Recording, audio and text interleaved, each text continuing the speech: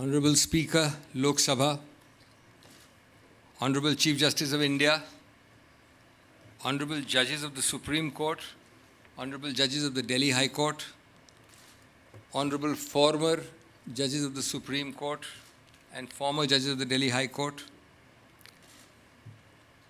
former Union Minister, Attorney General for India, Solicitor General of India, Members of Parliament, Excellencies, Ambassadors and High Commissioners, Chancellor and Vice Chancellor of Jindal University, Captains of Industry, leaders of political parties, distinguished members of the bar, especially the senior colleagues, members from academia, media, friends, ladies and gentlemen.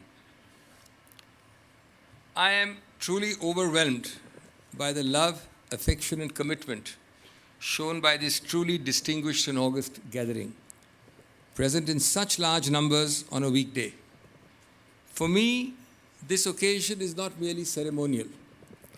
It is an act of memory and meaning, a bridge between generations, a way to keep alive the ideas and ideals of a man who, for me, was not merely a father, but a teacher and a source of inspiration, while being an incredibly multifaceted personality as a jurist, parliamentarian, diplomat, interfaith savant, poet, academic, and a true Renaissance personality.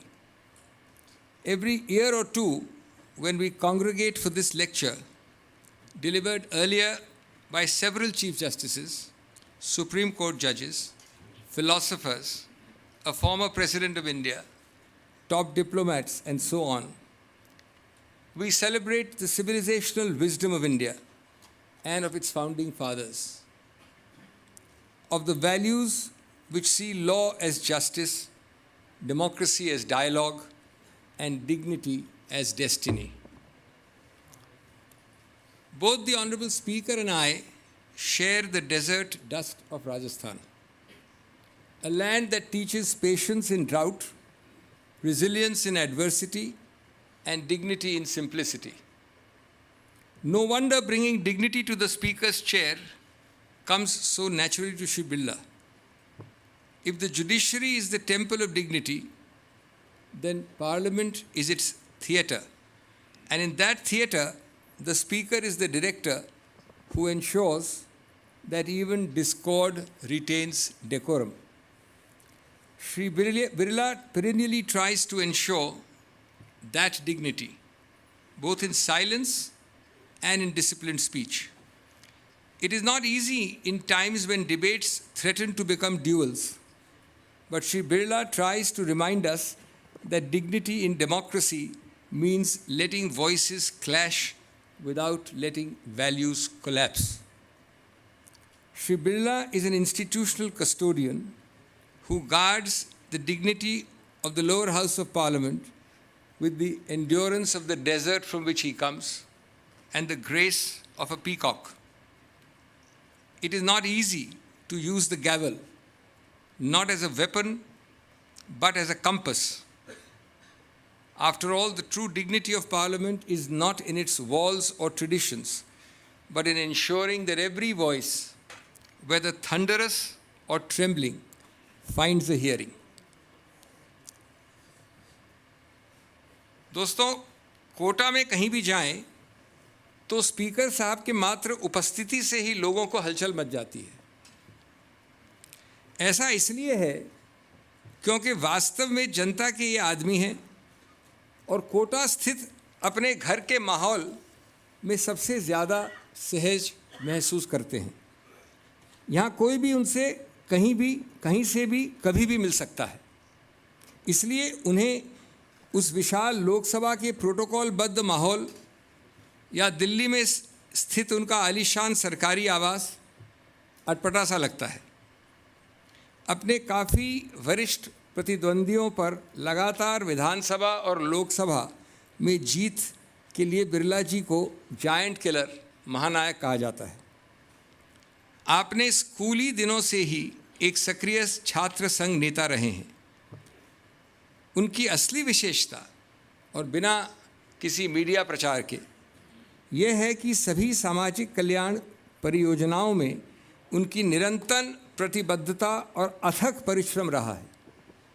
1999 में कारगिल युद्ध से संबंधित राहत कार्य, 2001 के गुजरात का भूकंप, 2004 की सुनामी, 2013 का केदारनाथ की त्रासदी और ऐसे कई अन्य सेवा कार्यों में श्री बिरला ने संसाधन जुटाने और पुनर्वास कार्यों को आगे बढ़ाने में व्यक्तिगत खुद ने महत्वपूर्ण भूमिका निभाई है।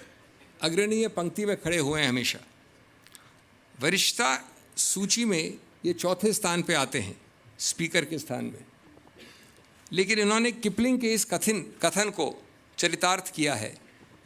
किपलिंग ने कहा था, walk with Kings nor lose the common touch.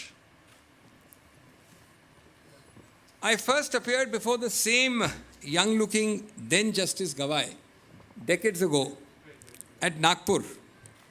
Something he never lets me forget, since I had to scramble in a charter plane to reach Nagpur. And that information apparently travels fast in Nagpur. Since those 2 decades up to date, what has stood out for me is firstly his light touch, an easy manner of getting to the heart of the matter, coupled with complete lack of pomposity and a fantastic dose of pragmatism. Secondly, he has eschewed as far as possible the Operation Successful Patient Dies syndrome, or the model of many judgments, which automatically lead to minimum sermonizing and maximum decisiveness in his judgments. Thirdly, for a man to have come from such a distinguished political lineage, spreading over the several decades of his father's distinguished public service, and yet to have retained the faith of diverse classes and political dispensations in his own distinguished judicial career, is, I think, a remarkable tribute to his objectivity, fairness, independence, and farsightedness. I have personally experienced this in several extremely politically sensitive cases, which I don't have the time to recount, where Justice Gawai has neither flinched nor avoided, but has used his light touch, his pragmatism, to preclude the slightest whisper of dissatisfaction from any quarter. This, friends, is no easy achievement, especially in the troubled times we live in. Fourthly, Chief Justice Gawai is a man whose life journey revives faith in Indian democracy. And in particular, it revives faith in the thought processes and unending exertions of the man in whose memory this building where we are now sitting was consecrated, Dr. B.R. Ambedkar. For someone actually experiencing daily deprivation of resources and creature comforts, for someone who cooked bhakris and drew water, for someone who sat on the floor in municipal classrooms with no chairs, no desks, except his own dreams, Chief Justice Gawai exemplifies what dogged determination, enduring hard work, and luckily, of course, not following his father's advice, or rather following his father's advice of not joining politics, can achieve. In that sense, no PhD, no classroom, no lecture, and no sermon can educate, enthuse, excite, or energize the youth of this country, and especially young lawyers, than the almost unbelievable trajectory of the life of Chief Justice Gawai. Friends, the man in whose memory we meet today was truly multifaceted. From drafting the Law Day Charter impromptu by hand in my presence, to inventing the Hindi words Lokpal and Lokayukt in 1962 in Lok Sabha after a chance remark by Pandit Nehru, my father, Dr. L.M. Singhvi's versatility never ceased to amaze me.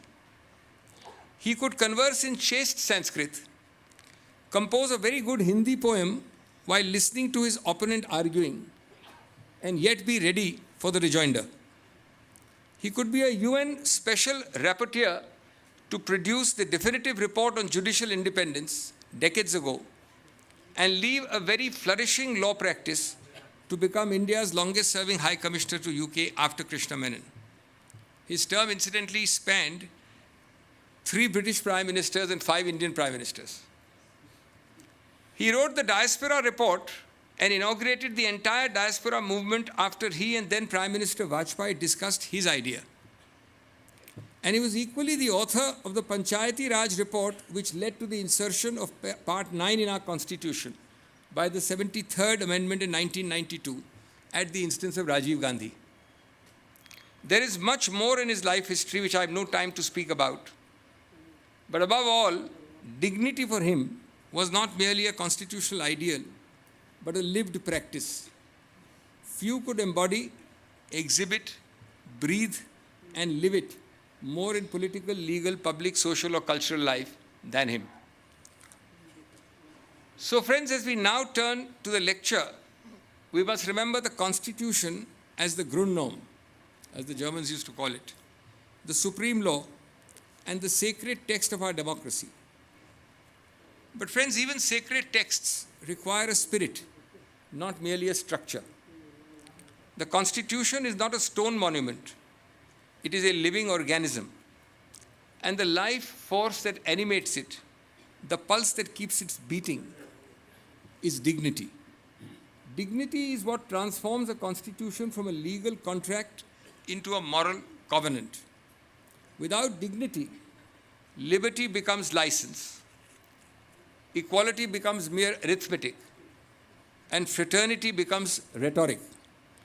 With dignity, each of these provisions become real, become human, and become humane. The Indian judiciary, to its great credit, has not treated dignity as a mere poetic flourish. It has treated it as a constitutional compass. One out of many examples is the evolution of Article 21. From a narrow protection of life and personal liberty, it has blossomed into a fountainhead of rights to livelihood, to health, to education, to a clean environment, to privacy, to reproductive autonomy. What ties all these expansions together? The recognition that life without dignity is no life at all. Think of the Keshwananda Bharati judgment, where the doctrine of the basic structure was born. At its core, it was about dignity, the dignity of the Constitution against mutilation, the dignity of citizens against authoritarianism. Think of Puttaswamy, where the right to privacy was affirmed not as a luxury, but as the very essence of dignity in the digital age. Think of Navtesh Johar, where the court, while decriminalizing same-sex relations, affirmed that love, identity, and intimacy cannot be demeaned by majoritarian prejudice. In each one of these examples, dignity was not an afterthought. It was the soul of the process. But let me emphasize, as I conclude, dignity is not the monopoly of the judiciary. It is, in fact, the responsibility of all institutions, indeed of society itself.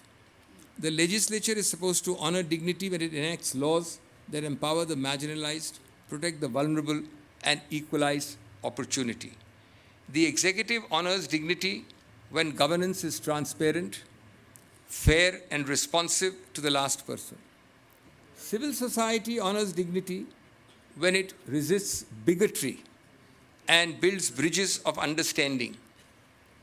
And let me dare say, we honor dignity even in the way in which we conduct public discourse. In an age of angry noise, dignity is in listening as much as in speaking, in respecting disagreement as much as in asserting belief. That is why, friends, it is such a joy and honor to have with us two remarkable constitutional functionaries this evening.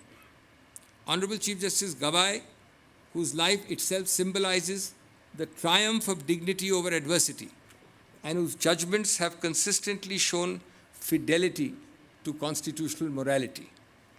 Honorable Speaker Om Birla, who embodies the dignity of parliamentary procedure, ensuring that amidst the tumult and the contestation, the House remains the forum where the people's voice speaks. May I now, therefore, invite the Honorable Chief Justice of India, Honorable Mr. Justice Bhushan R. Gavai, to deliver the 11th Dr. L. M. Singhvi Memorial Lecture on the theme, Human Dignity as the Soul of the Constitution, Judicial Reflections in the 21st Century.